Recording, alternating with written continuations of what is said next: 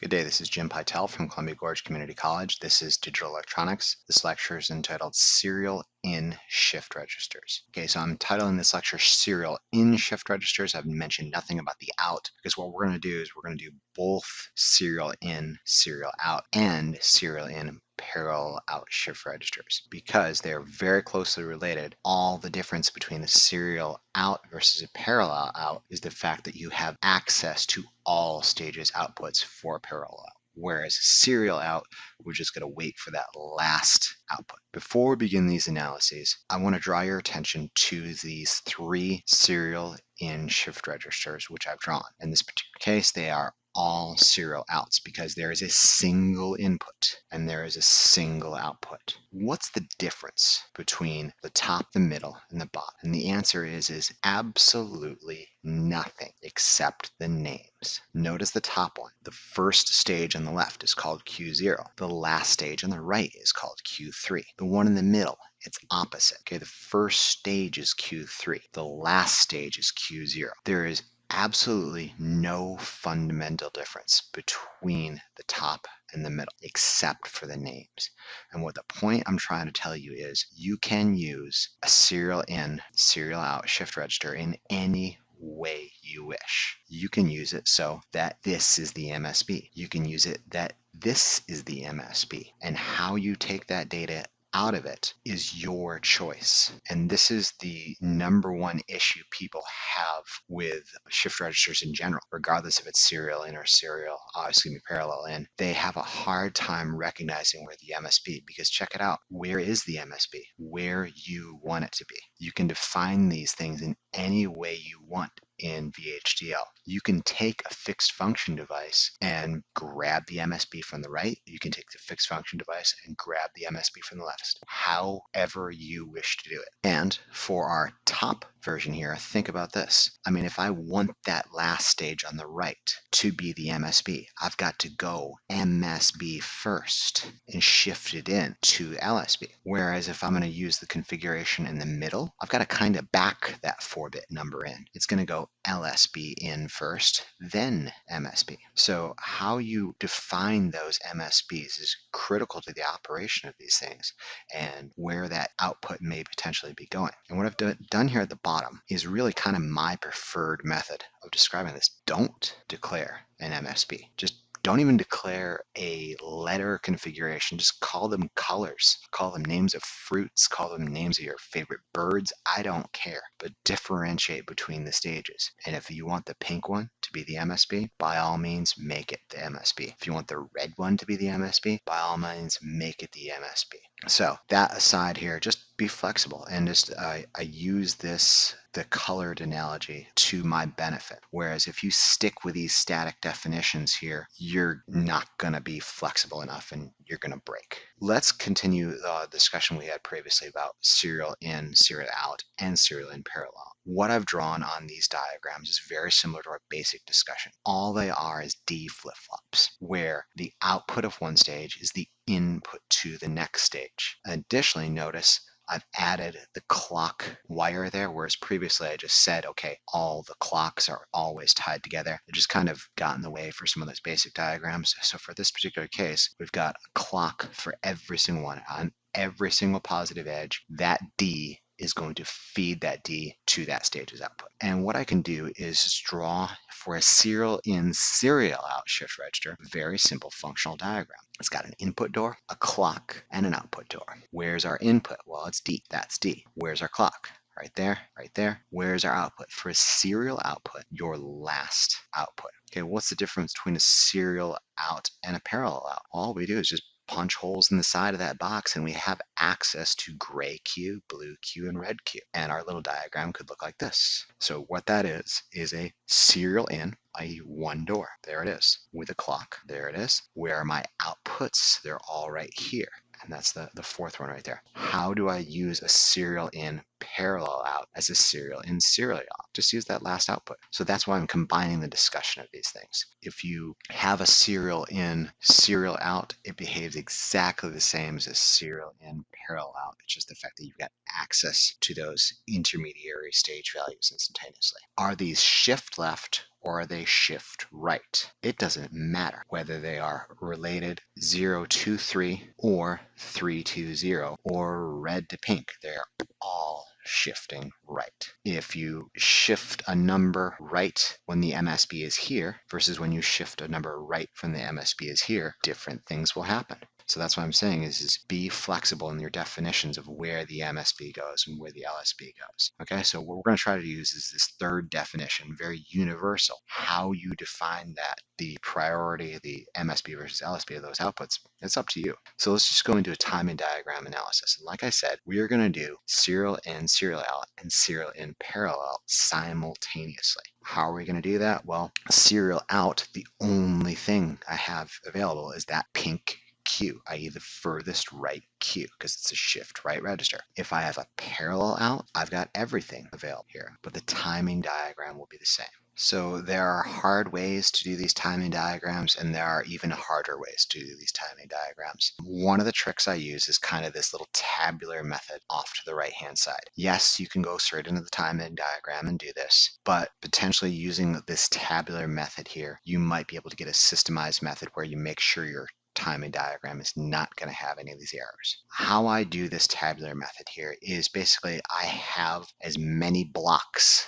left to right as there are stages, and I stack them on top of each other for how many clock pulses I've got. And it helps really kind of to think about this. You know, these are cells, these are memory locations in that register that I can place things, and there are little boxes I can put either a 1 or a 0. And think about the diagram here. It's a positive edge clock triggered D input for serial in, parallel, or serial out shift register. In addition to, be aware that some of these diagrams here, anytime that positive clock edge goes high, that D input is clocked in. So sometimes you might see something with an enable pin.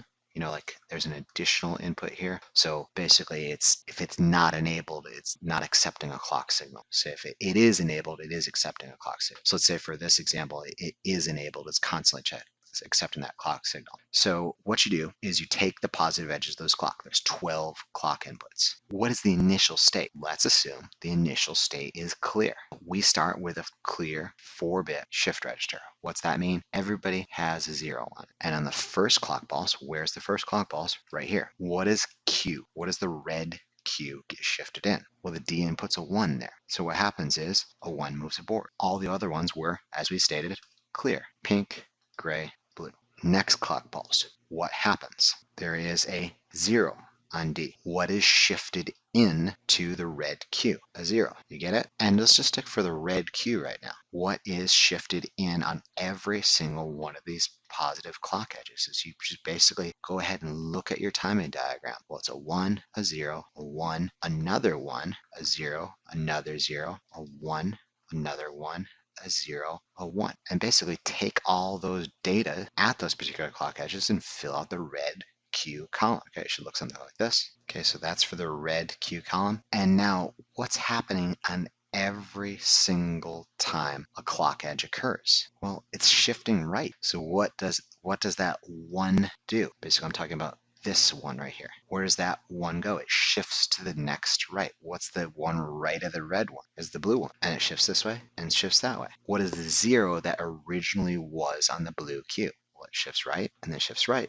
What was the 0 on the gray? It shifts right. What is the 0 on the pink? It's out of there. It's gone. So anytime you get to that furthest edge, it's off the charts. Okay, it's gone. It's gone on to perhaps more stages or whatever your inputs are.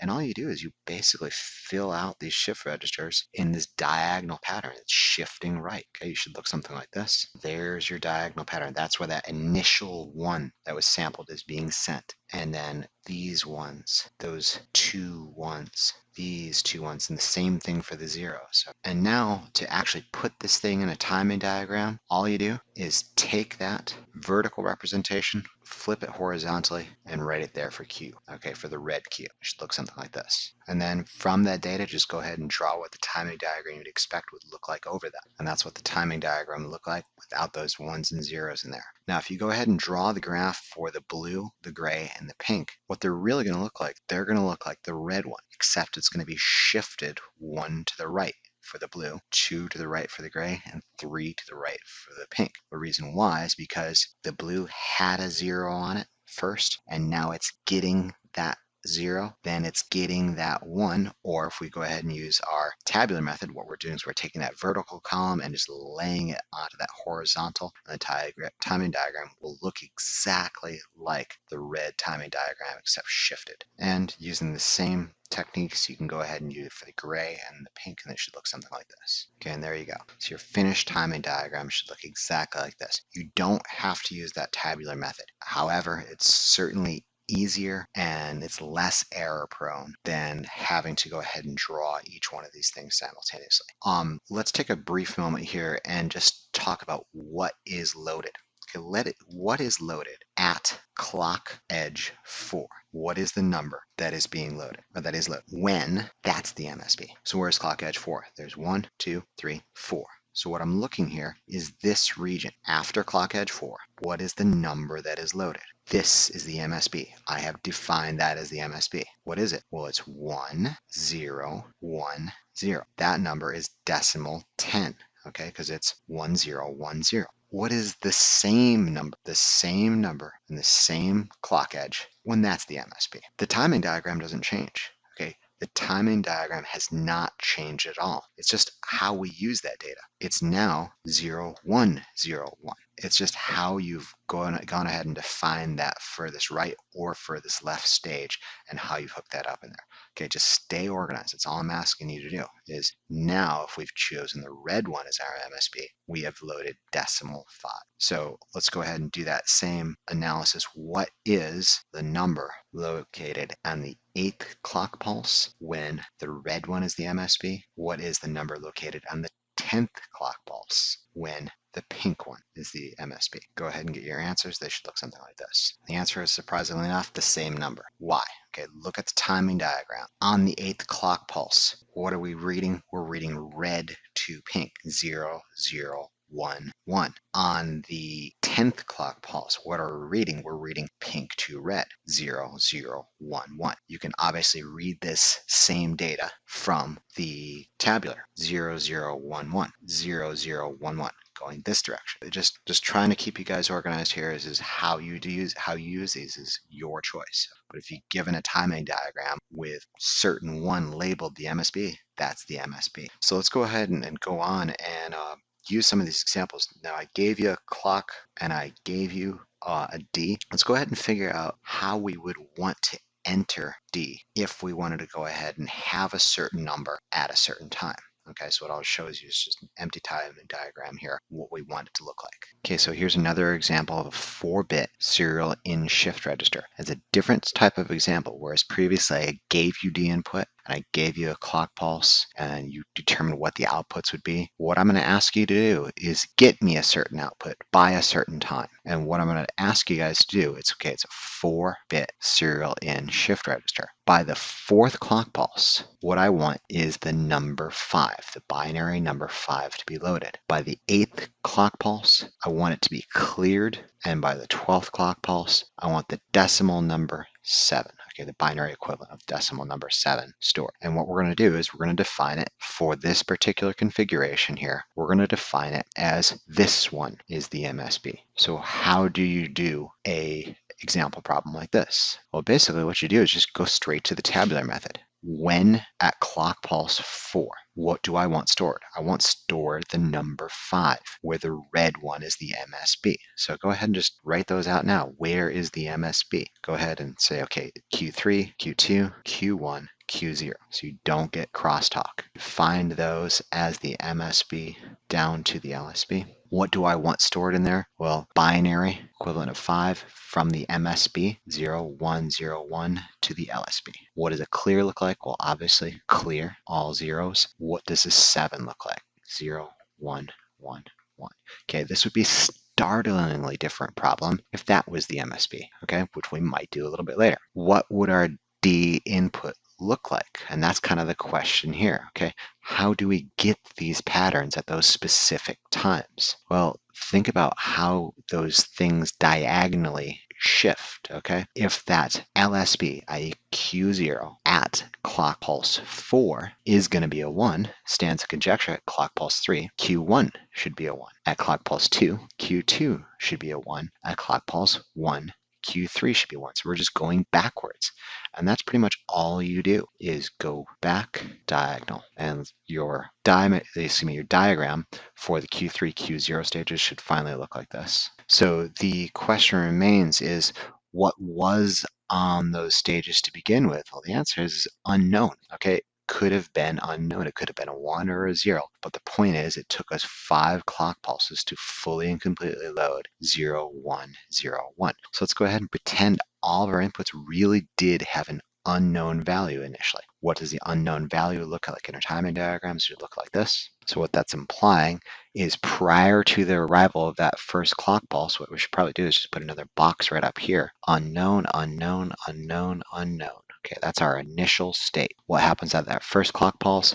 Q3's unknown is shifted to Q2. Q2's unknown is shifted to Q1. Q1's unknown is shifted to Q0, so on and so forth. And do exactly what we did previously. Take that vertical column for Q3 and lay it down horizontally on your timing diagram and just draw what that timing diagram should look like. It should look something like this. And that's what Q3 looks like. Whoops, excuse me, there's some missing there. Okay, and that's what Q3 looks like. And then what you're going to do is the exact same thing for Q2, Q1, and Q0, and your final output should look something like this. And there you go, Q3, Q2, Q1, and Q0. So again, we're still not done with this. We're being asked what was the D input there. What we are looking for is our idealized output right here. Let's check to make sure we're right. Okay, on the 4th clock pulse, where's the 4th clock pulse? Right here. This region right here. Is our data 5 when this is the MSB? 0, 1, 0, 1. Looking good. Where is the 8th clock pulse? I want it clear that this is the 8th clock pulse right here. What I've got is 0, 0, 0, 0. It's clear. Finally, where is the 12th clock pulse? I want a 7 on it. It's right here. From MSB to LSB, 0, 1, 1, 1. Correct. 4 clock pulses to load the number 5, 4 clock pulses to clear it, 4 clock pulses to load the 4-bit binary representation for 7. What is D input at those points? Basically, we've got to feed D in. I can't tell you exactly what D would look like, but I definitely know at that clock edge, it's feeding in a 1. Okay, at this clock edge, it's feeding in a 0, and so on and so forth. What you can do is give these points of reference for the D input. I know at the first clock edge, there should be a 1 because that's what I'm feeding in there. At the second clock edge, it should be a 0, 1. You get the picture. Go ahead and just put at least frames of reference on that D input. It should look something like this. And there we go. For each one of those specific clock edges, 1 through 12, all I'm really doing is just reading what that Q3 is sampling at the D waveform. The D waveform can take different values, but chances are it's probably something like this. When I say it can take different values, say for example, right here, between clock pulse 4 and 5, it could go up to 1 and go right back to 0, but for our intents and purposes, let's just pretend it's 0 all the way across and back. Okay, last point on this particular example before we move on to a next example where we swap MSB locations. In what sequence did I load this thing? We know that this first red one, Q3, Q2, Q1, Q0. And again, I'm trying to load, let's say for that first number, 5, 0, 1, 0, 1. We're basically backing the MSB up, or excuse me, backing that 4-bit number up from MSB to LSB. We're loading the LSB first too. So at time 1, I'm loading the LSB 1, then the next one 0, then the next one 1, then the MSB, because time goes from 1, 2, 3, 4. So I'm backing that thing up, MSB, LSB. Go in LSB first for that particular configuration. We might have to do something different in the next example. And it really kind of depends on how you've defined those individual stages within that serial in, serial out shift register. Or excuse me, in this case, it's a parallel out. And if it was a serial out, where would my only output be? It would be the Q0. Everything's still going to stay the same. The output for Q0, however, is the only thing I have access to. So let's go on to a different example of a serial in parallel out shift register or serial in serial out shift register. Okay, so here's another example of a 4-bit serial in shift register, and it's very similar, totally opposite. Okay, when I say totally opposite, look at the designations for our individual stages. Q3 now is the rightmost bit. This is our MSB, and we're going down to our LSB. I want you to load the number 4 by the 4th clock pulse. I want you to clear it by the 8th clock pulse, and I want you to load the number 12 by the 12th clock pulse. So how you do a problem like this is, again, write the number 4. What is the number 4 MSB to LSB in binary? It's 0, 1, 0, 0. Put it in the blocks, MSB to LSB. Where's the MSB? In this particular example, it's here, 0, 1, 0, 0. So stay flexible. Okay, clear it out. Put all zeros. What's 12 MSB to LSB? It's 1, 1, 0, 0. Put it in the boxes, MSB to LSB. So now what we're going to do is just do the tabular analysis going backwards from each one of those states. Okay, so in clock pulse 3, chances are Q2 should have had Q3's 0. And where did that 0 come from? Well, it came from Q1 back here. And then where did that come from? Came from Q0, and we can just step back in time and fill out all these conditions for each one of these. Okay, and diagonally our tabular method should look something like this. And let's say our initial conditions, we are initially in an unknown condition. Q0 is unknown, got shifted to Q1, then to Q2, then to Q3, so on and so forth. Now what we can do is go ahead and take that vertical column and just lay it down on Q0 horizontal. What should that look like? It should look something like this. And that's what Q0 looks like. And we could do the exact same thing for Q1, Q2, and Q3. Realize what's happening there. It's basically like it's Q0 shifted 1, shifted 2, and shifted 3. It should look something like this. And that's what the Q3, Q2, Q1, and Q0 waveforms should look like. Again, check our work. Are we where we're supposed to be? On the 4th clock pulse, I should have loaded the binary equivalent of 4, MSB to LSB, 0, 1, 0, 0. On the 8th clock pulse, I should have cleared it out, 0, 0, 0, 0. And by the 12th clock pulse, I should be loading 12, 1, 1, 0, 0. MSB to LSB in this case. What is D input at that time? Well, basically, just look at the column for Q0 in our tabular representation. On the first clock edge, D should be a 0. On the second clock edge, D should be a 1. On the third clock edge, D should be a 0, and just go ahead and fill out those frames of reference right there. Okay, and at those positive edges, I know my D should have at least those values. I can go ahead and put some approximation of the D waveform there so we can go ahead and describe how we've entered this. And it's going to look something like that. Okay, so the first number I enter is 0, then a 1, then a 0, then a 0. So what I'm doing is I'm going head first, as one might expect. I'm putting my MSB in first, then all the way down to my LSB, 0, 1, 0, 0. Then what am I feeding in? 4 successive zeros to clear it out. Then I'm feeding in 1, 1, 0, 0, i.e. 12 head first, 1, 1, 0, 0. It helps to stay organized with these and how I feel. Yes, you can use the timing diagrams directly. If you feel like that is making your job easier, by all means, go ahead and do so. But I really think this tabular method, especially when you're flip-flopping MSB back and forth between different examples, really aids and provides you kind of this very, very clear representation. What is the value at clock pulse 4? What's 0, 1, 0, 0. What is it at clock pulse 12? It's 1, 1, 0, 0. And you can read them in this particular case right to left. Previous example, we had to go back.